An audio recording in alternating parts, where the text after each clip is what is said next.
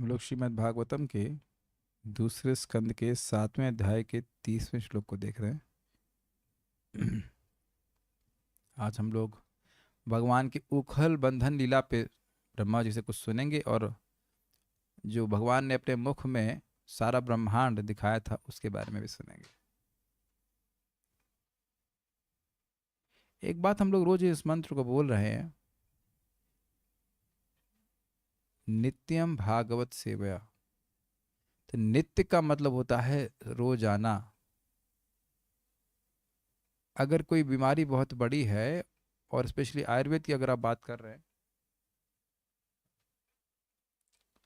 तो वहाँ पे बहुत लिखा हुआ कह रहे हैं, बहुत डिसिप्लिन के साथ आपको नियमित जब आप दवा लेते हैं तब उसका प्रभाव दिखाई पड़ता है। अब आप ये बताइए कि अगर दवा का प्रभाव थोड़ा थोड़ा भी दिखने लग गया तो क्या दवा को नित्य लेने की श्रद्धा आपकी बन जाएगी या नहीं? अब बहुत सिंपल सी बात है लेकिन बहुत गंभीर बात है। शुरुआत में आपको वैद्य की बात मान करके नियमित रूप से दवा लेनी होगी, लेकिन नियमित लेने का प्रभाव है कि वो अपना प्रभाव दिखाने लग जाएगी। प्रारंभिक प्रभाव तो दिखाने लग जाएगी, कुछ कुछ आपकी बीमारी कम होती जाएगी और जब बीमारी कम होने लग जाएगी, पूरी नहीं समाप्त हुई लेकिन आपको उसका कुछ प्रभाव दिखने लगा, तो आपकी बात वैद्य की बात पे और विश्वास हो जाएगा। फिर आप और उसको दृढ़ता से नियमित रूप से लेंगे। शायद आप सब बुद्धिमान है, समझ रहे मैं क्या कह रहा हूँ। जैसे भाई मैं हरिद्वार के वैद्य की दवा लिया तो 1.5 साल पुरानी जो मेरी थकावट की बीमारी थी, हर समय थकावट रहना, वो समाप्त हो गई। अभी कितना समय हुआ? 2 महीना भी नहीं हुआ है, 1 महीना 1.5 महीने के अंदर हो गई। कहाँ 1.5 साल से परेशान, 1.5 या 2 साल से परेशान था और 1.5 महीने में सही हो गई। तो अब मेरा विश्वास है ना कि मैं आगे उसे मेडिसिन कर लूंगा। वही मैं सिंपल सी बात बोल रहा हूँ। और अब अन्यों को भी बता ही रहा हूँ। अब तो हम यूट्यूब पे भी बोल दे रहे हैं भाई कि चले जाओ वहाँ पे देख लो, फायदा होगा आपको। लेकिन जो लोग कहेंगे फायदा नहीं हो रहा है, उसका मतलब है कि वह नित्य ले नहीं रहे, वो अपनी गलती को वैद्य पे आरोपित कर रहे हैं। आप मेरी बात समझ रहे हैं? तो श्रीमद् भागवतम हफ्ते में एक बार सुनना भी ठीक ही है, लेकिन अगर हम उसका प्रभाव, जो असली प्रभाव है वो है कि भगवान में निष्ठा। निष्ठा का मतलब रुचि, क्योंकि अगर टेस्ट नहीं है तो व्यक्ति किसी कार्य को रोज नहीं कर सकता है।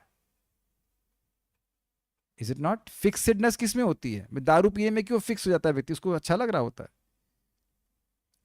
तो शराब एग्जाम्पल दे रहा हूँ, तो मैं दारू पीने के लिए नहीं कह रहा हूँ। तो अब भागवत को अगर नित्य सुनेंगे तो समझ में आता है कल कलिंग क्या था, श्लोक को कैसे गाया जाता है। और अगर आप ध्यान से सुन रहे हैं तो शब्दों के अर्थ भी समझ में आने लग जाते हैं। जैसे मुझे तो बहुत बार बच्चे की तरह मैं सीखता हूँ, ऊढ़म मतलब प्राप्तम, ऊढ़म मतलब प्राप्तम, अच्छा ऊढ़म मतलब प्राप्तम, अच्छा अच्छा। हम भी बहुत सारे शब्द, हम भी का मतलब आपको बहुत बड़े पंडित होना है, बहुत सारी चीजें सीख रहे हैं श्रीमद् भागवतम से। तो नित्य पढ़ने पढ़ाने के कारण ज्ञान ठहरने लगता है, ज्ञान ठहरने लगता है। लेकिन जो नित्य नहीं करेगा, पता नहीं भागवत कार्य करती कि नहीं करती। जो नित्य करेगा भागवत का सेवन, तो वह देखेगा कि भगवान में दृढ़ता आ रही है। निष्ठा समझने का प्रयास कीजिए। भक्ति भगवती निष्ठा के मतलब नाम में निष्ठा आएगी, भगवान में निष्ठा आएगी, धाम में निष्ठा, भगवान के संबंध में जो कुछ भी उसमें निष्ठा आएगी, प्रसाद में निष्ठा आएगी। निष्ठा का मतलब test. Without test you can not be निष्ठ, you can not be fixed. तो विचार कीजिएगा, विचार कीजिएगा।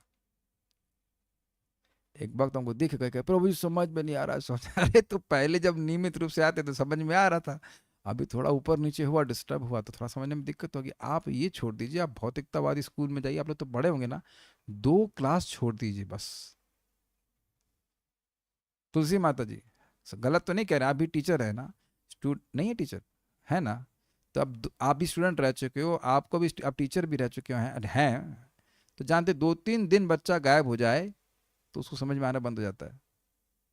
ऑल तो ये इतना कठिन इसलिए नहीं क्योंकि भगवान की लीलाएं आप जानते हैं, तो इतना तो कठिन नहीं है, लेकिन विचार कीजिएगा। चलिए अब हम लोग सुनते हैं, कौन बोलने के लिए है? कोई बोलने का है भाई यहाँ पे कोई? आप बोल सकेंगे? अभ्यास करके आए हैं? चलिए प्रयास करते हैं। ओके गलत हुआ तो भी बात नहीं, प्रयास कीजिए, जटायु की तरह प्रयास कीजिए। नहीं हुआ तो भी कहेंगे कोई बात नहीं। गृणीत यद यद उपबंध ना, कैसे गा रहे थे मैं भूल गया। अहंकार नहीं करना चाहिए, रुकिए 1 मिनट। गृणीत यद यदुपन्वुन्दमुष्य माता शुल्बम सुतस्य न तु मत तदमुष्यमाति। हाँ, ये देखिए, पहले इसकी काव्य देखिए, माता और माती, दिख रहा है वो माता और माता माती, माती। कितना सुंदर शब्द है। चलिए, गृणीत यद यद गृणीत यद यद उपबन्धममुष्य माता शुल्बं सुतस्य न तु तत्तदमुष्यमाति। गृहीत यद् यद् उपबन्धममुष्य माता शुल्बं सुतस्य न तु तत्तदमुष्यमाति। थोड़ा सा माइक दूर रखिए, आ तो रहा है, गा तो रहे हैं। Good, very good. गृणीत यद यदुपबन्धममुष्य माता शुल्बं सुतस्य न तु तत्तदमुष्यमाति। गृणीत यद् यद् उपबन्धममुष्य माता शुल्बं सुतस्य न तु तत्तदमुष्यमाति। यज्जृम्भतोऽस्य वदने भुवनानि गोपी संवीक्ष्य शङ्कितमनः प्रतिबोधितासि। यज्जृम्भतोऽस्य वदने भुवनानि गोपी संवीक्ष्य शङ्कतमनः प्रतिबोधितासीत्। यद्यपि जूम के भक्तों के आवाज नहीं सुन रहे हैं, लेकिन आप लोगों का मुंह जो से लंबा खुलता है गाने के रूप में, हमको बहुत अच्छा लग रहा है देखने में, क्यूट से लग रहे हैं आप लोग, प्यारे प्यारे। गृणीत यद यदुपबन्धममुष्य माता शुल्बं सुतस्य न तु तत्तदमुष्यमाति। गृणीत यद् यदुपबन्धममुष्य माता शुल्बं सुतस्य न तु तत्तदमुष्यमाति। यद् जम्भृतोऽस्य वदने भुवनानि गोपी संवीक्ष्य शङ्कितमनः प्रतिबोधितासि। यज्जृम्भतोऽस्य वदने भुवनानि गोपी संवीक्ष्य शङ्कितमनः प्रतिबोधितासीत्। एक और ट्यून था ना, क्या था? गणित यद यदुपबन्धममुष्य माता शुल्बं सुतस्य न तु तत्तदमुष्यमाति। गृणीत यद यदुपबन्धममुष्य माता शुल्बं सुतस्य न तु तत्तदमुष्यमाति। गृणीत यद् यदुपबन्धममुष्य माता शुल्बं शुल्बं सुतस्य न तु तत्तदमुष्यमाति। यद् जम्भृतोऽस्य वदने भुवनानि गोपी संवीक्ष्य शङ्कितमनः प्रतिबोधितासि। बहुत नीचा हो गया। यद् जम्भृतोऽस्य वदने भुवनानि गोपी संवीक्ष्य शङ्कितमनः प्रतिबोधितासीत्। यज्जम्बतोऽस्य वदने भुवनानि गोपी संवीक्ष्य शङ्कितमनः प्रतिबोधितासीत्। गृणीत यद यदुपबन्धममुष्य माता शुल्बं सुतस्य न तु तदमुष्यमाति। यज्जम्भृतोऽस्य वदने भुवनानि गोपी संवीक्ष्य शङ्कितमनः प्रतिबोधितासीत्। गृणीत यद् यदुपबन्धममुष्य माता शुल्बं सुतस्य न तु तत्तदमुष्यमाति। यज्जृम्भतोऽस्य वदने भुवनानि गोपी संवीक्ष्य शङ्कितमनः प्रतिबोधितासीत्। 500 रुपये जुर्माना। आपने ट्यून चेंज कर दी। No no. चलो अभी माइक रखिए, मैं संग गाइए। गृणीत यद यद उपबन्धममुष्य माता शुल्बं सुतस्य न तु तत्तदमुष्यमाति। यज्जम्भृतोऽस्य वदने भुवनानि गोपी संवीक्ष्य शङ्कितमनः प्रतिबोधितासीत्। एक बार और गाएंगे। गृणीत यद यद उपबन्धममुष्य माता शुल्बं सुतस्य न तु तत्तदमुष्यमाति। यद जम्भृतोऽस्य वदने भुवनानि गोपी संवीक्ष्य शङ्कितमनः प्रतिबोधितासीत्। देखिए, आप ये मानेंगे कि मुझे थोड़ी प्यास लग रही है, तो अगर जल दिया जाएगा तो क्या होगा? मैं उसे पीऊंगा तो क्या होगा? प्यास बुझ जाएगी, है ना? लेकिन आप देख रहे हैं कि जितना इस श्लोक को गाएंगे उतना ही कान में तो अमृत जैसा लग ही रहा है, सुनने में बहुत अच्छा लग रहा है, और उसको और गाने की इच्छा हो रही है। आप देख रहे हैं, जबकि अर्थ बिल्कुल अभी नहीं समझ रहे। इसे कहते हैं कर्ण रसायन। तो एक थोड़ा और पिया जाए इसको। गृणीत यद यद उपबन्धममुष्य माता शुल्बं सुतस्य न तु तत्तदमुष्यमाति यज्जमृतोस्य वदने भुवनानि गोपी संवीक्ष्य शंकितमनः प्रतिबोधितासीत् वयम तु न वितृप्यामः. एक बार और, once more, and then we will drink some water. गृणीत यद यद उपबन्धममुष्य माता शुल्बं सुतस्य न तु तत्तदमुष्यमाति यज्जमृतोस्य वदने भुवनानि गोपी संवीक्ष्य शंकित मनः प्रतिबोधितासीत्. ठीक है, समय विचार करते हुए आगे पढ़ लेते हैं. गाने का तो मन कर रहा है, फिर भी गाएंगे, पढ़ेंगे. अनुवाद. जब गोपी कृष्ण की धात्री माता यशोदा अपने पुत्र के दोनों हाथों को रस्सियों से बांधने का प्रयास कर रही थी तो उसने देखा कि रस्सी हमेशा छोटी पड़ जाती थी. अतः हार कर जब उसने प्रयास करना बंद कर दिया तब श्री कृष्ण ने अपना मुंह खोल दिया तो माता यशोदा को मुख के भीतर सारे ब्रह्मांड स्थित दिखे. यह देखकर उसे संदेह हुआ, किंतु उसे अपने पुत्र की योग शक्ति का पता भिन्न तरीके से लगा. आपको जानना होगा कि ये दोनों लीलाएं एक साथ नहीं हुई थी. ऐसा नहीं था कि जब रस्सी बांधना बंद कर दिया तो भगवान ने मुख खोल दिया. थोड़े अंतराल में थी. प्रभुपाद उसको अनुवाद में इस प्रकार से जोड़ दिए हैं. ये पता है ना आपको बात. दामोदर लीला में भगवान माता ने बांध ही लिया था.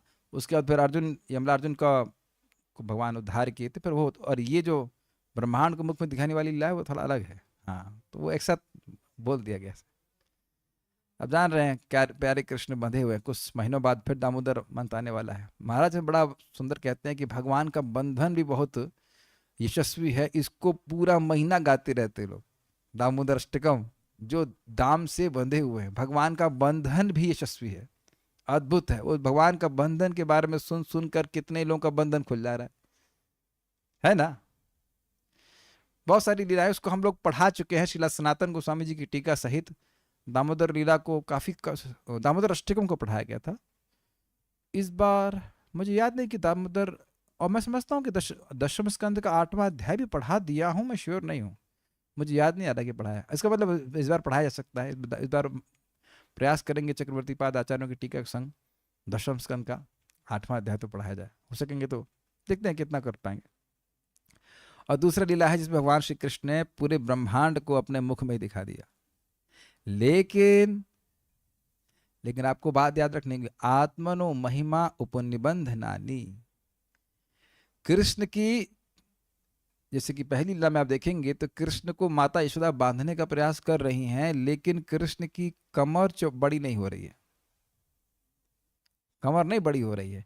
जब दुर्योधन भगवान को बांधने का प्रयास कर रहा था, जब भगवान दूत बन करके गए थे, और जब वह उनकी तरफ नहीं हुए, दुर्योधन की साइड नहीं लिए, तो दुर्योधन सोचा कि इनको बांध लेंगे. तो कहेंगे मुझे बांधोगे. प्रयास दोनों तरफ बराबर है कि नहीं. माता यशोदा भी रस्सी से बांधना चाहती हैं और यह भी बेड़ी से या रस्सी जैसे भी करके बांधना चाहता है कृष्ण को. तो कृष्ण दोनों ही जगह सोचे मैं नहीं बांधना चाहता हूं. तो अब जब दुर्योधन के सामने थे तो अपना विराट रूप दिखा दिया. रस्सी से ना बंधे तो इसलिए अपना विराट रूप दिखा दिया. लेकिन यहां पे भगवान कृष्ण ने अपना विराट रूप इस लीला में नहीं दिखाया, दामोदर लीला में. और अगली लीला में दिखाया भी तो अपने मुख के अंदर दिखाया, लेकिन उस तरह से भयावह रूप नहीं दिखाया. ये दिखा कि सारे ब्रह्मांड उसके अंदर, उनके अंदर हैं, लेकिन बाल रूप को पर चेंज नहीं किया. ऐसा नहीं कि अब सभी लोग देख रहे हैं कि कृष्ण एकदम बहुत विशाल रूप में आ गए हैं, ऐसा कुछ नहीं दिखाया. ये बात, उस छोटे ही बालक के रूप में उन्हें सारे ब्रह्मांडों को अपने भीतर दिखा दिया. तो उनकी महिमा प्रकाशित हो रही थी कि भगवान है. पूरे गांव की रस्सी भी उनको बांध नहीं पा रही है, लेकिन उनके माधुर्य से उनका ऐश्वर्य छुपा भी हुआ कि वो तो बच्चे ही है. ये बात है. हम लोग अब उसका अन्वय देखते हैं. अमुष्य मतलब उन भगवान श्री कृष्ण की माता अर्थात माता यशोदा ने यत यत उपबंधम, जो जो भी बांधने की रस्सी ली. उपबंधम का अर्थ है बंधन का साधन जिसके द्वारा बांधा जाए उसको उपबंधम कहा जाएगा। तो जो बांधने वाली रस्सी थी, कि रस्सी बहुत, और बांधने वाली रस्सी से आश्चर्य समझ में आना चाहिए कि वो जो मोटी मोटी रस्सियाँ होती हैं, वैसी कोई रस्सी नहीं थी, रेशम की डोरियां थी, बहुत सॉफ्ट थी रस्सियाँ, वो सब थी। शुल्बम, वह सब रस्सियां गृणीता, ग्रहण करी, दोनों हाथों से पकड़ा और कृष्ण को बांधना चाहती थी। तत्तु, वह रस्सियां भी क्रमशः अमुष्य सुतस्य, माता यशोदा के पुत्र को बांधने में न माती यानी पर्याप्त नहीं थी। अब माती का बड़ा सुंदर अर्थ है। माती का अर्थ होता है नापना।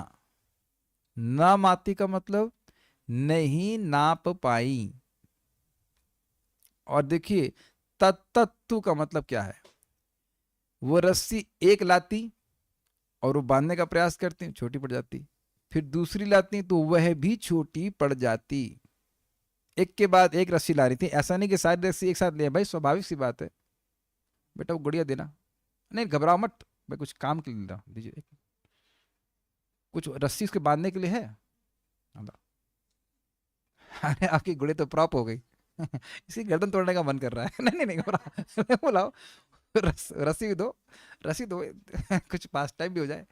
तो अब आप बताइए, बुद्धिमानी से सोचिए, चलो अच्छा है कि डॉल आ गई, तो अब मान लीजिए ये मेरी डॉल नहीं है डोंट प्लीज प्लीज, ये मेरी डॉल नहीं है, ये क्या नाम है उसका, वैष्णवी की डॉल है। बट मान लीजिए इसकी कमर बांधनी है, तो आप देख रहे हैं कि आप पूरी रस्सी को भी नहीं लेंगे, पूरे कपड़े को भी नहीं लेंगे, आप इतनी रस्सी लेंगे, हाँ चलो बंद किया बस, इतना पर्याप्त है तो ऐसे तो बांधेंगे, ऐसे बांधती हो ना इसको, सिंपल। जो आपको दिख रहा है उस ओ अरे बेचारे की गर्दन, सॉरी सॉरी ये तो परशुराम की लीला हो गई अरे परशुराम स्त्रियों की हत्या नहीं किया था, ले लीजिए रख लीजिए। तो स्वाभाविक सी बात है कि आप इसकी कमर देखेंगे या किसी व्यक्ति की कमर देखेंगे, अपनी बेल्ट भी देखते, बेल्ट लगाते हो कि आप लोग, अगर पतलून पहनते होंगे तो आप उसमें बेल्ट देख लेते होंगे, हाँ भाई इतनी हमारी इतनी हमारी कमर है, इतना बांध लेते है ना। तो माता यशोदा किसको देख रही हैं, अपने बच्चे को देख रही हैं, छोटे बच्चे की कमर को देख रही हैं, तो कमर के हिसाब से रस्सी बांध रही है, लेकिन वो रस्सी छोटी पड़ जाती है। आप लोगों ने कभी देखा हो कि घरों में मान लीजिए नापने वाला टेप नहीं है, तो आप धागे वाले से काम चलाते हैं, तो आप धागा लेके जाते हैं, तब देखते हैं ये तो छोटा पड़ गया, फिर दूसरा धागा लाते हैं, तो इसे कहते हैं क्रमशः एक के बाद एक। तो आप उनकी मानसिकता को सोचिए कि नॉर्मल मानसिकता है बच्चे के, लाला के क्या कहते हैं, कमर पे करधनी तो बंधी हुई, तो करधनी से बड़ी तो रस्सी नहीं लगेगी ना। हाथ में कड़ा है, कड़ा है जो भी बच्चे पहनते होंगे, कृष्ण पहने हुए हैं, तो उसी के हिसाब से ला रही थी। अच्छा एक छोटी पड़ गई, तो एक छोटी पड़ना भी तो बहुत बड़ा आश्चर्य है। फिर दूसरी लेके आई, फिर दूसरी लेके आ रही, तो वह सभी ना माती, नहीं नाप पाए कि कृष्ण का कमर कितनी चौड़ी है। हमको बहुत अच्छा लगा ऐसा शब्द, माता न माती माता न माती, कितना अद्भुत है ना कि शब्दों का। एक पहली बात तो काव्य कितना सुंदर है, और न माती, माती का मतलब नाप नहीं पाई, अपूर्यतः इति अर्थ, श्री स्वामी कहते हैं कि पूरा नहीं, पूरी नहीं पड़ी, एकदम स्पष्ट समझ रहे हैं ना, नापने के लिए पूरा नहीं पड़ी। फिर उसके बाद दूसरी लीला को कह रहे हैं, लेकिन बात क्या है, बात यह है, ये क्या हुआ होगा समझ नहीं आ रहा ना, कि कृष्ण की कमर उतनी ही है और वह छोटी पड़ रही रस्सियां। हुआ यह था कि जो भगवान की ऐश्वर्य शक्तियां थी, कहते भगवान को बांधेंगी, भगवान को हम नहीं बांध देंगे, लेकिन देखिए गोकुल में भगवान की ऐश्वर्य शक्तियां दबी रहती हैं, माधुर्य के आगे वो दबी रहती हैं। तो अब बालक कृष्ण की मन में इच्छा ये आगे कि मैं बंधना नहीं चाहता। क्यों बंधना नहीं चाहता, इसलिए नहीं कि मैं भगवान हूं, इसलिए कि खेल बंद हो जाएगा, मेरी शैतानी बंद हो जाएगी, इसलिए वो बंधना नहीं चाहते। तो अब इनको मौका मिल गया, उनकी सत्य संकल्पा शक्ति, जो उनका संकल्प है वो सत्य होगा ही भगवान का, वो भगवान की जो सत्य संकल्प शक्ति थी उसको मौका मिल गया। और उनकी विभुता शक्ति, कौन सी शक्तियां, विभुता, महानता, ऐश्वर्य, वो शक्ति और सत्य संकल्पता शक्ति को मौका मिल गया अपना सेवा करने का। तो सत्य संकल्प शक्ति ने कहा ना, हम विभु को बंधने नहीं देंगे, ये रस्सी कैसे बांध देगी उनको। तो इस प्रकार से वो सोच रही थी। तो अब माता ईश्वर लगी रही, अब जानते हैं एक के बाद एक रस्सी लाएं, एक के बाद रस्सी लाएं। जब खूब परिश्रम देखा, दृष्टवा परिश्रमम माता, जब माता का परिश्रम देखा तो कृष्ण के हृदय में कृपा शक्ति द्रवीभूत हो गई, प्रकट हो गई। और वह भगवान की कृपा शक्ति सभी शक्तियों की सिरमौर है, उनके आगे कोई भी शक्ति चल नहीं पाएगी। इसलिए कृष्ण अपनी कृपा के कारण, कृपया स्वबंधम आसित करके श्लोक है, अपनी कृपा से भगवान बंध गए। ये बात है, और ये बात जानते से बहुत बड़ी शिक्षा मिलती है कि उसमें, हाँ, कितनी छोटी पड़ रही थी रस्सी पता ही है ना आपको, 2 उंगल। और उसका अर्थ क्या है? एक है कि भगवान की कृपा, और दूसरा उंगल दिखा रहा है भक्तों का प्रयास। तो जब दोनों पूर्ण होते हैं तब भगवान बंधन में बढ़ते हैं। इसीलिए तो भगवान इतनी मेहनत करा रहे हैं। वो देखना चाहते हैं कि हमारा कितना आग्रह है कृष्ण की प्राप्ति करने के लिए। और जब इस प्रकार से भजन करता रहता है तो भगवान के हृदय में कृपा उदित होती है। और कृपा जब भगवान की हो जाती है तो भक्त भगवान को समझ पाता है, उनको अपने हृदय में अनुभव कर पाता है। गोपी दूसरी जो पास टाइम है वो उसके बारे में दूसरी लाइन बोल रही है।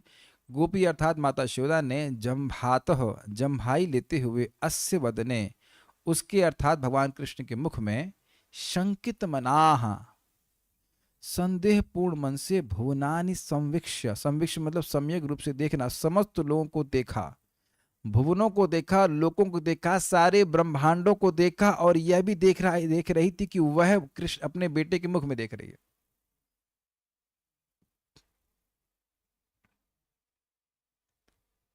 सारे ब्रह्मांडों को देखा और यह भी देखा कि अपने बच्चे के मुख में वो देख रही हैं।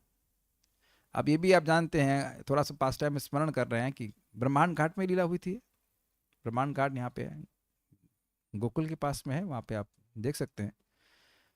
तो एक दिन ग्वाल बालों ने, छोटे बच्चों ने वो कंप्लेन करी कृष्ण की, सबसे हर जगह चलता है कि आपके बेटे ने मट्टी खाई है। तो भगवान कृष्ण को पकड़ी माता यशोदा, कहती तुमने मिट्टी क्यों खाई? न हम भक्षितवान अम्ब सर्वे मिथ्याभिशंसे न। हे अम्ब, अम्ब कहने क्या प्रयोजन है? माता को अम्ब कह रहे हैं, तो अब उससे उनके हृदय में वात्सल्य सूचित होगा तो पीटेगी नहीं, इसलिए कह रहे हैं ना हम भक्षितवान अम्ब, हे माँ मैं तुमसे जन्म लिया हूं, मैंने नहीं खाई है मिट्टी। ना हम भक्षितवान अम्ब सर्वे मिथ्याभिशंसिना, तो प्रकट अर्थ क्या है? मैंने नहीं खाई है, सब झूठ बोल रहे हैं। सर्वे मिथ्याभिशंसिना, अभिशंसी मतलब प्रशंसा समझते हैं, बोल रहे हैं, सब लोग झूठ बोल रहे हैं। दूसरा क्या अर्थ है? नाहम भक्षितवान अम्ब सर्वे मिथ्याभिशंसना, केवल मैंने नहीं खाई, सबने खाई है। झूठ बोल रहे हैं कि मैंने खाई है। देख रहे हैं कैसे संस्कृत कर ले रहे हैं। सर्वे को आप वही देहली दीपक न्याय से ले लीजिए। अब ये क्या होता है यहाँ मैं एक्सप्लेन करवाओ, सर्वे को जोड़ लीजिए, समझ रहे हैं? नाहम भक्षितवान अम्ब सर्वे, सर्वे को उधर पहले वाले से जोड़ देंगे तो हो जाएगा कि सर्वे में सभी सभी लोग ने खाई है।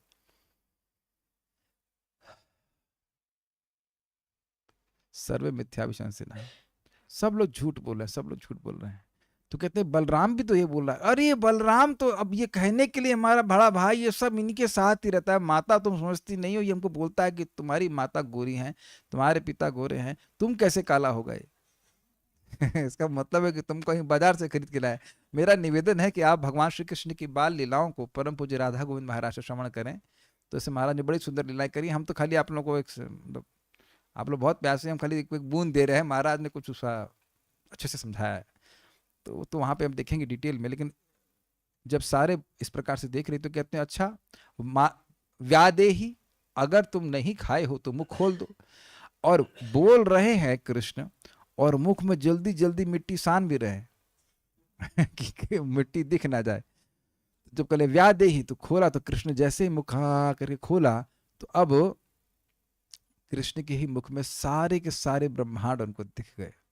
अब देखिए ये है ना, आत्मनो महिमा उपनिबंध नानी, भगवान की महिमा को प्रकाशित करने वाला कर्म है कि नहीं? लेकिन एक और बात है कि है, अब अभी आप देखेंगे, मैं बताऊंगा, पढ़ाऊंगा उसमें, चक्रवर्ती पाद की टीका से क्लियर हो जाए कि पहले तो लगा ये कौन है, ऐसा कैसे हो सकता है, मेरे बच्चे को क्या हो गया है।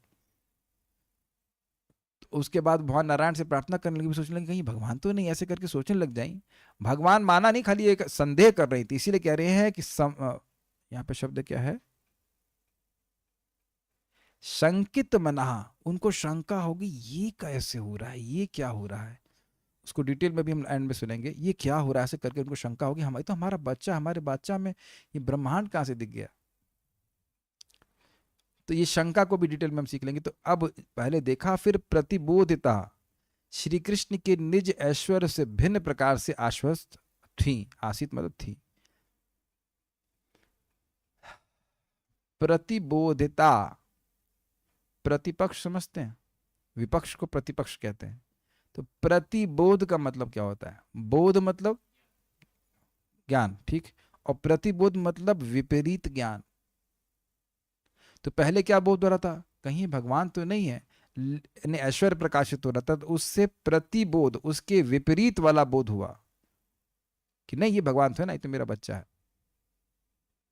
तो पहले संदेह हुआ उनको कि कहीं भगवान तो नहीं है, लेकिन फिर भगवान ने अपनी योग माया का विस्तार किया तो उन्होंने यही माना कि यह मेरा बच्चा है। देखिए ये कोई कठिन नहीं इस बात को समझना।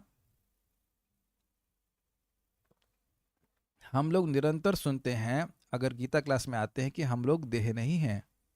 कब तक याद रहता है, गीता क्लास तक, है ना। तो हम लोग नहीं देख रहे कि माया के प्रभाव में है, अच्छे से माया के प्रभाव में सुनते हैं, ज्ञान होता है, फिर कुछ चमकता है, फिर वो बिजली कट जाती है। देखा है ना आपने, पहले ज़माने में इन्वर्टर नहीं होते तो खुद देर बिजली आती थी, फिर 14 घंटे कट जाती थी, फिर तो देर की बिजली आएगी, फिर 14 घंटे कट जाएगी। याद है आप लोगों को वो दिन, यूपी में होता था इस प्रकार से। तो अब कुछ देर आती है, तो अब यहाँ पे आप देख ही रहे हैं कि जो कथा सुनते तो थोड़ा वोल्टेज बनता है, उसके बाद जब कथा समाप्त, उसका फिर बिजली कट गई, फिर उसके बाद फिर वही देह है, फिर वही देह। तो हम देख सकते हैं कैसे माया माया के प्रभाव में हम बार बार मानने को बाध्य हो जाते हैं कि हम लोग देह हैं, और भगवान से अपने संबंध को भूल जाते हैं। लेकिन भगवान की योग माया शक्ति के प्रभाव में यद्यपि माता यशोदा ये भूल जाती है कि कृष्ण भगवान है, लेकिन यह नहीं भूल जाती है कि कृष्ण मेरे बेटे हैं, कृष्ण मेरे एकमात्र प्रेमास्पद हैं, ये कभी नहीं भूलती। और ना ही देवकी ऐसे भूलते हैं, बीच में उनको याद आ जाता है देवकी को, फिर भगवान योग माया का विस्तार कर लेते हैं, हमारा बेटा, हमारा बेटा, हमारा बेटा। अपनी माँ को कोई माता, यहाँ पे कोई माता समझ सकती है कि उनका पुत्र नहीं है। सत्य क्या है, क्या उनका पुत्र है। आप मान लेंगे कि आपका पुत्र नहीं है। अब तो आप लोग समझ पा रहे हैं ना कि क्या लीला हो रही है। तो भगवान श्री कृष्ण कितना भी ऐश्वर्य दिखाए, माता यशोदा को कभी विश्वास नहीं होता कि ये भगवान है।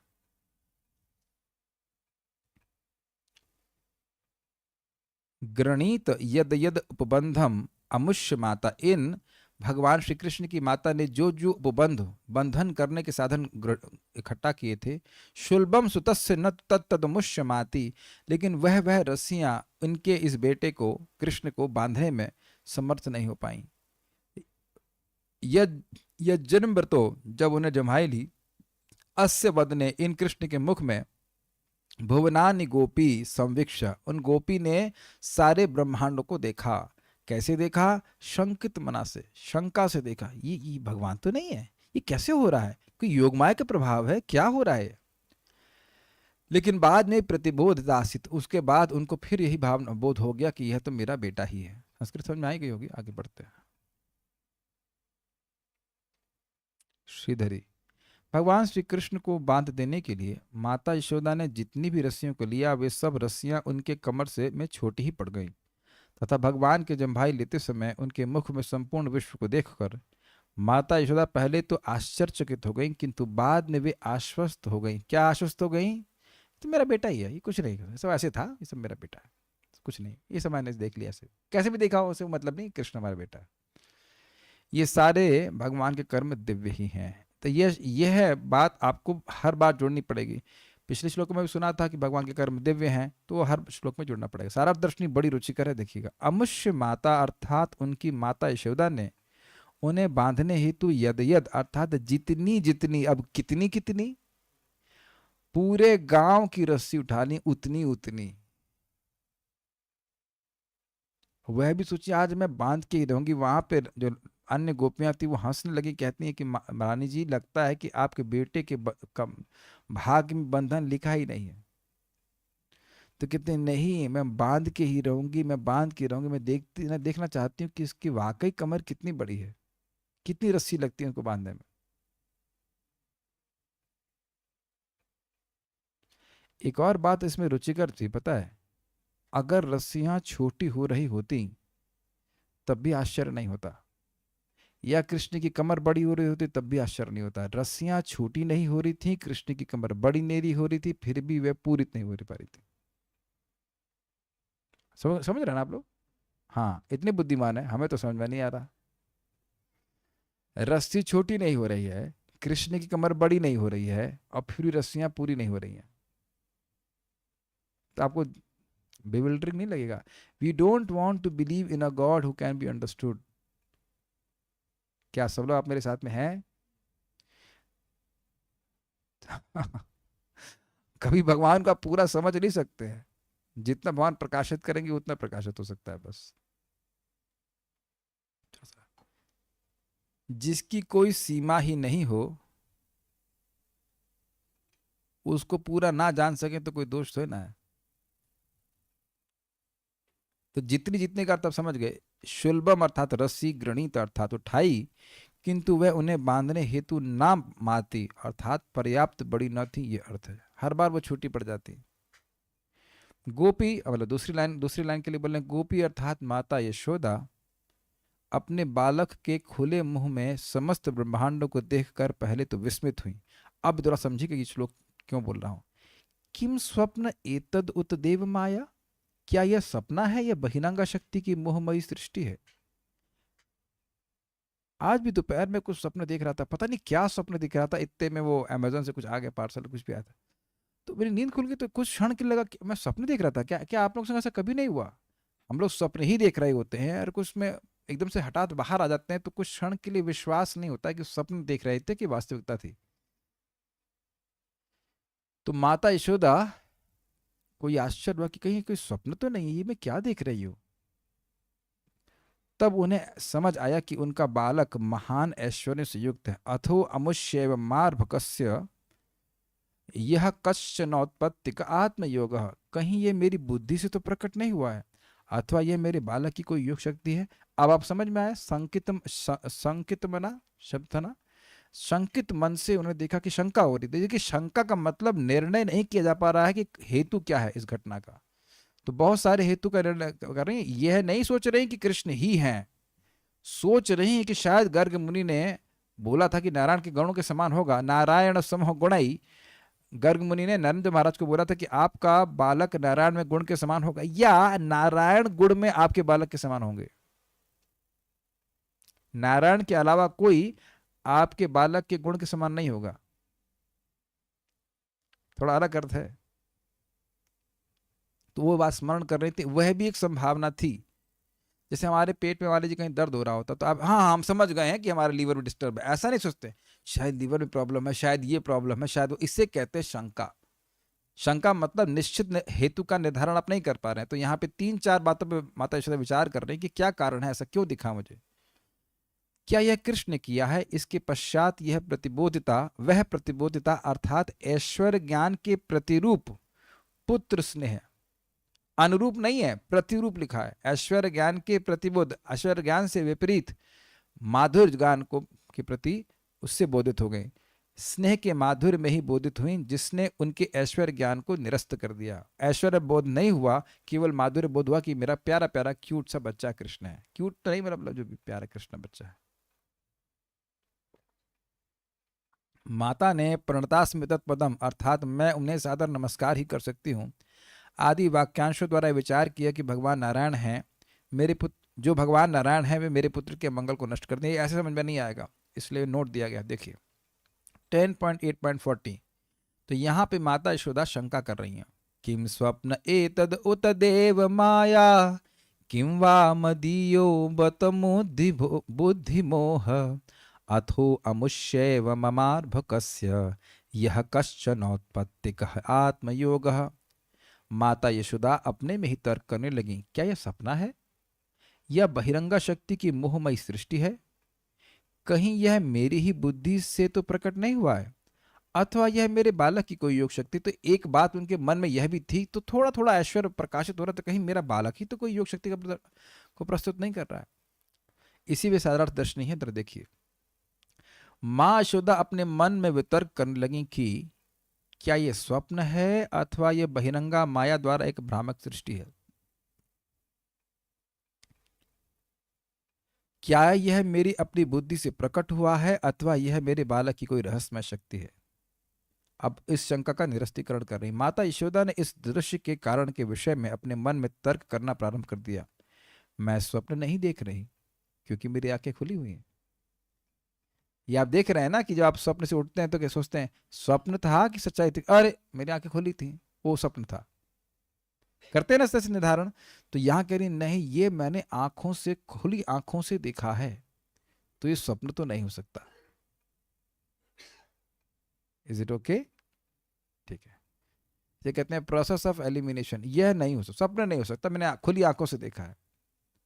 कई बार अरे हमने अपनी आंखों से देखा है, मतलब बंद आंखों से नहीं, खुली आंखों से देखा है, एकदम सच। तो कह रहे ना, हमने बंद आंखों से नहीं देखा है, खुली आंखों से देखा, तो स्वप्न तो हो नहीं सकता। अब दूसरा, क्या यह देवताओं द्वारा रचा गया कोई भ्रम है? तो फिर उसको निरस्त कर रही है, किंतु देवतागण मुझ जैसे तुच्छ व्यक्ति को क्यों मोहित करेंगे? उनको क्या पड़ा है, उन्हें क्या पड़ा है कि ब्रज की एक गोपिका को मोहित करें? उन्हें मिलेगा क्या ये? तो अब देवता भी रूल्ड आउट हो गए। क्या यह कोई मानसिक विषमता में पगली हो गई हूं क्या, मेरी बुद्धि का मोह है? तो कहते हैं नहीं नहीं, क्योंकि मेरा मन स्थिर है और समुचित रूप से कार्यरत है, मैं ठीक से घर के कार्य कर रही हूं, तो मेरा मन भी डिस्टर्ब नहीं है। आप समझ रहे हैं कि अब उनको शंका होने लगी कि ये लड़का है, ये लड़का ही काम कर रहा है कुछ।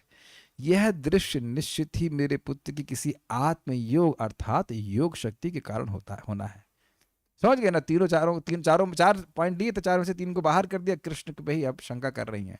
इसीलिए कह रहे इस श्लोक में कहा गया जो हम लोग पढ़ रहे हैं 2.730 में, संकित बना, क्योंकि गर्ग मुनि ने कहा था कि उसमें नारायण के समान गुण होंगे। नारायण समो गुणैः माता यशोदा को नहीं कहा था। जब गर्ग मुनि नामकरण करते हैं कृष्ण का, तो केवल नंद महाराज होते हैं। वो चुपके चुपके करा देते हैं गाय के, क्या कहेंगे उसको, जहाँ गाय रहती है, क्या कहेंगे उसको, गौशाला में, गौशाला में कृष्ण। तो अब अगले श्लोक में वह विचार कर रही हैं और भगवान नारायण से प्रार्थना कर रही हैं, क्योंकि अब भगवान इनके ऊपर अपनी योग माया का विस्तार करेंगे। भगवान कृष्ण सोच तो रही हैं कि योग, ये इसके योग, आत्मयोग मतलब योग माया के द्वारा हो रहा है, लेकिन कृष्ण भगवान कैसे हो सकता है? तो इसलिए अब वो कुछ भ्रमित हो रही हैं और माता भगवान नारायण को प्रार्थना करी, कृष्ण को प्रार्थना नहीं कर रही हैं। अब देखिए क्लियर हो जाएगा। अथो यथावन्न वितर्क गोचरम चेतो मनः कर्म वचोभिरंजसा यदाश्रयम ये न यतः प्रतीयते सुदुर्विभाव्यम प्रणतास्मि तत्पदम। ये लास्ट लाइन आई थी ना अभी टीका में। अतएव मैं उन भगवान की शरण ग्रहण करती हूँ और उन्हें नमस्कार करती हूँ जो मनुष्य की कल्पना, मन, कर्म, विचार तथा तर्क से परे हैं, जो इस विराट जगत के आदि कारण है, जिनसे ये संपूर्ण ब्रह्मांड पालित है और जिनसे हम इस जगत के अस्तित्व का अनुभव करते हैं। मैं इन्हें सादर नमस्कार ही कर सकती हूँ, क्योंकि वे मेरे चिंतन, अनुमान तथा ध्यान से परे हैं। वे मेरे समस्त भौतिक कर्मों से भी परे हैं। टीका समझ में आ जाएगा। टीका, माता यशोदा ने अपने बालक की भूख, प्यास, नटखटपन तथा सरलता को देखकर अंतिम संभावना को भी अस्वीकार कर दिया तथा उस दृश्य का कोई वास्तविक कारण प्राप्त करने में असमर्थ होने पर माता यशोदा ने उन भगवान के चरण कमलों में प्रणाम किया जो हमारी तर्को गोचर समस्त वस्तुओं के आदि कारण हैं, एवं उनकी रक्षा हेतु प्रार्थना की। थोड़ा समझ में आई बात, प्रार्थना क्यों की? बहुत सुंदर बात यहाँ पर चक्रवर्ती बात कह रहे हैं। यद्यपि माता यशोदा प्रोसेस ऑफ एलिमिनेशन के द्वारा, इस ये भी नहीं हो सकता, ये भी नहीं हो सकता, तो अब चौथा आ रहा है कि कृष्ण के द्वारा ही हो रहा है, कृष्ण की योग शक्ति द्वारा। लेकिन कृष्ण की योग शक्ति, अरे ये मक्खन के लिए भूखा हो जाता है, स्तनपान के लिए भूखा हो जाता है, ये योग शक्ति का फैलाव करेगा। मान लो नारायण के समान गुण हो गए, कि नारायण के समान गुण हो भी जाएंगे तो बड़ा होगा तब होंगे ना, ये बचपन से होना शुरू कर देगा। अभी तो बहुत डर जाता है, अभी तो हर तरह से मुझ पर आश्रित है, भूख से छटपटाता है, ये कैसे योग शक्ति का प्रकाशन कर सकता है? तो अब दृश्य तो देख ली, लेकिन हेतु कुछ नहीं समझ में आ रहा है। तो कहते हैं जो कुछ भी हो उसके कारण भगवान नारायण है और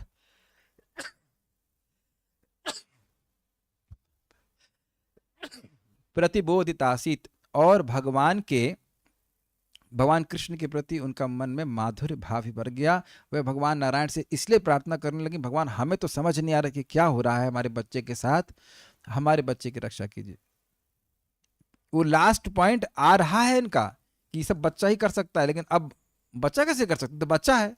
महाराज बोलती तो बच्चा है, बच्चा है बोलते ना, मतलब बच्चा है, तुम अभी बच्चा हो बड़े अच्छी तरह से बोलते हैं, तो बच्चा है कैसे कर सकता है, छोटा बच्चा है।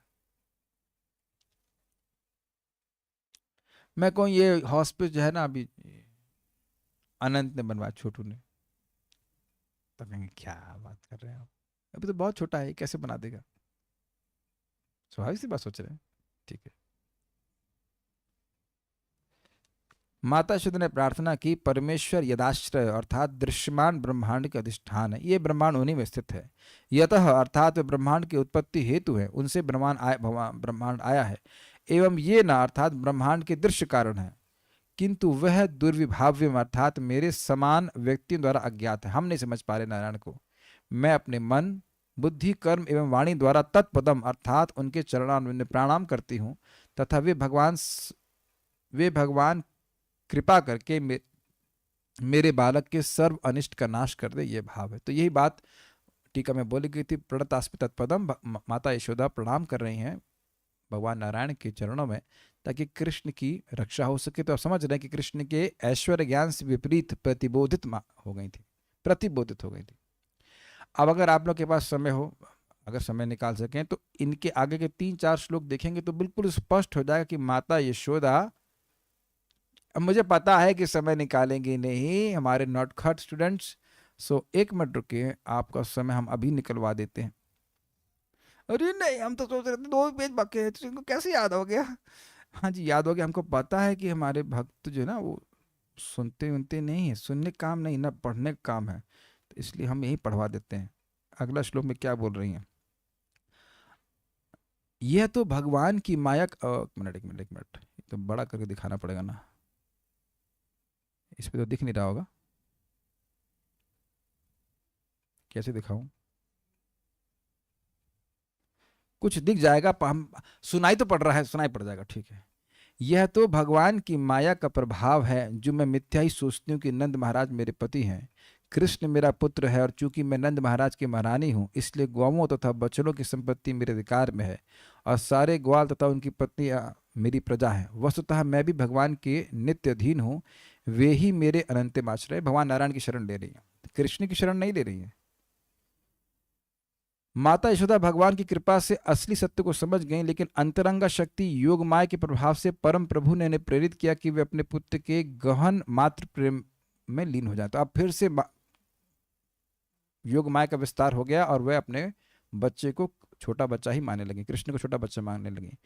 कृष्ण ने अपने मुख के भीतर जिस विराट रूप को दिखलाया था, योग माया के उस भ्रम को तुरंत ही भूलकर माता यशोदा ने अपने पुत्र को पूर्ववत अपनी गोद में ले लिया, और अपने दिव्य बालक के प्रति उनके हृदय में और अधिक स्नेह उमड़ आया। और मेरा छोटा बच्चा करके मत, और छोटू ऐसे करके बस। भगवान की महिमा का अध्ययन तीनों वेद, उपनिषदों, सांख्य योग के ग्रंथों तथा अन्य वैष्णव साहित्य के माध्यम से किया जाता है। फिर भी माता यशोदा परम पुरुष को अपना सामान्य बालक मानती रही। तो आप समझ गए, ये सब बातें हैं। तो यहाँ पे आप समझ गए कि प्रतिबोधित शब्द का हम व्याख्या कर रहे थे कि किस प्रकार से वह ऐश्वर्य ज्ञान को से तिरोहित हो गया, उनका माधुर्य ज्ञान ही प्रकाशित हो गया। तात्पर्य, एक दिन नटखट बालक की तरह कृष्ण ने अपने माता यशोदा को खिजाना शुरू किया, तो वह दंड देने के लिए बालक को रस्सी से बांधने लगे। दंड का मतलब समझना चाहिए, दंड का आशय यह था कि कृष्ण इतना नटखट है, कहीं बाहर भाग गया, कहीं जंगल में चला गया, कोई दिक्कत हो गई तो वह उसका अपना अहित कर लेगा, इसलिए बांधना चाहती थी।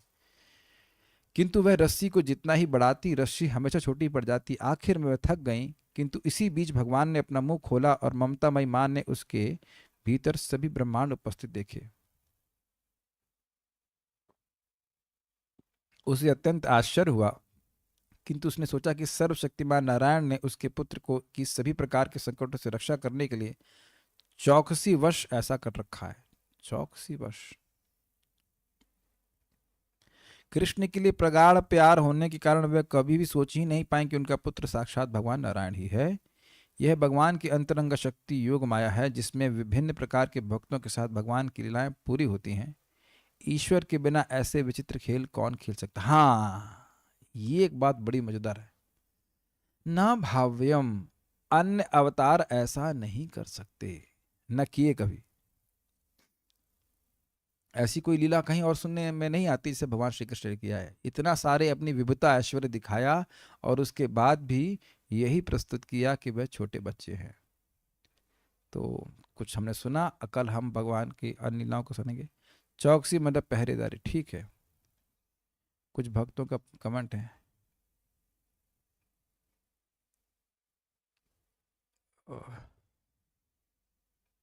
हाँ, सत्य संकल्प, सत्संकल्प नहीं, सत्य संकल्प शक्ति और विभूता शक्ति को समझा दीजिए। ठीक है, इसको हम प्रयास करते हैं। देखिए, सत्य संकल्प, जैसे हम लोग को पूछते हैं, जैसे एक भक्त पूछा हमको कि प्रभु आज क्लास होगी, तो हम लोग बोल देते हैं कि हाँ होगी, लेकिन होगी कि नहीं होगी इसके बीच में बहुत सारे फैक्टर हैं। इंटरनेट है, ये है, वो है, बहुत सारी चीज़ें हैं, बहुत सारी चीज़ें हो सकती हैं। अभी उसी दिन मैं आ ही रहा था तो देखा रास्ते में पूरा जाम लगा पड़ा है। है रास्ता कितना, हमारे घर से 1 किलोमीटर भी नहीं, 500 मीटर भी शायद ही होगा, 500 मीटर मान लिए। और स्कूटर से आ रहे थे, हाँ बस पहुंच जाएंगे पहुंच जाएंगे, तो मैं पूरा घुमा कर, गौशाला से घुमा करके आया वहां पे। होता है कि नहीं, लोग हाँ बस पहुंच रहे हैं, बस पहुंच रहे हैं, अब देखिए जाम लग गया ही लग गया, सॉरी सॉरी बोलते रहते हैं। तो हम लोग सत्य संकल्प नहीं है कि हम लोग अब इच्छा करेंगे और हो ही जाएगा, है ना। इसीलिए हम लोग तो भगवान जब चाहते हैं तब कुछ कर पाते हैं, लेकिन भगवान ने जो चाह लिया वह होता जरूर है। इसी बात को हम स्मरण करके बार बार नाम उच्चारण करने की प्रेरणा मिलती है कि नाम उच्चारण करने वाले के प्रति भगवान का क्या संकल्प उठता है। यह व्यक्ति मेरा है और इसकी रक्षा मुझे करनी है, और उसको कोई रोक नहीं सकता। वो कैसे रक्षा करेंगे वो जानते हैं, लेकिन करेंगे जरूर। और विभूता शक्ति होता है, विभु मतलब होता है अनंत, अद्भुत, महान। अद्भुत नहीं, अद्भुत के लिए महान। तो महान कैसे दब जाएगा रस्सी से। तो भगवान की जो विविधता शक्ति है वह उनको बंधन नहीं देना, बंधने नहीं देना चाहती, और कुछ नहीं है। एक बार श्लोक की आवृत्ति करने की इच्छा है तो करते हैं। क्या अन्य अवतारों में ऐसा सामर्थ्य नहीं है जो कि स्वयं भगवान कृष्ण में है। एक अच्छा प्रश्न है। देखिए, भगवान के जो स्वांश विस्तार हैं वह भगवान के समान ही शक्तिमान हैं, लेकिन वह अपनी स्वेच्छा से सारी शक्तियों का प्रदर्शन नहीं करते। और कृष्ण के पास 4 गुण हैं जो अन्य विष्णु स्वरूपों में भी नहीं हैं। वो हैं लीला माधुरी, रूप माधुरी, वेणु माधुरी और भक्त माधुरी। भगवान के अन्य अवतार बंसी नहीं बजाते। यह नहीं कि बंसी बजाना उनको आया नहीं, उनको ट्रेनिंग स्कूल में जाना नहीं, बजाते ही नहीं है। वह भगवान से अलग नहीं है। अद्वैतम अच्युतम अनादि अनंत रूप, अद्वैत है, वो सारे भगवान के ही, वो भगवान ही हैं। एक ही समय में भगवान अपने आप को अलग अलग रूप में विस्तार करते हैं, लेकिन वो है एक, लेकिन अन्य रूपों में वे बंसी नहीं बजाते। और रूप माधुरी, भगवान श्री कृष्ण का इतना सुंदर रूप है कि भगवान विष्णु भी उसको देखना चाहते हैं, भगवान कृष्ण भी उसको देखना चाहते हैं, इसीलिए चैतन्य महाप्रभु के रूप में आए। ये तीसरे स्कंद में और क्लियर होगा, आप लोग सर्च कर लीजिएगा। पदम पदम भूषण भूषणांगम करके श्लोक है, तीसरा स्कंद, शायद 3, 9, 10 है कोई है, लेकिन अब इनको याद नहीं आ रहा कहाँ पे, मैं नंबर नहीं याद कर पा रहा हूँ, लेकिन तीसरे स्कंद में है। वो ब्रह्मा जी की प्रार्थनाओं में ही है, या उद्धव जी की, मैं अभी अभी वहां तक बस श्लोक जान रहा हूँ थोड़ा थोड़ा।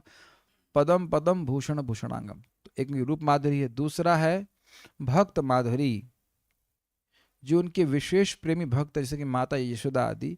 तो अब वैसे भक्त वैकुंठ में नहीं है, रागात्मिक भक्त। और क्या था, वेणु माधुरी, भक्त लीला माधुरी, अत्यंत मधुर लीलाएं श्री कृष्ण करते हैं, जो विशेष रूप से कृष्ण के लिए ही हैं, कृष्ण के द्वारा संपादित की जाती है, जो अन्य अवतारों के द्वारा नहीं की जा सकती। ठीक है।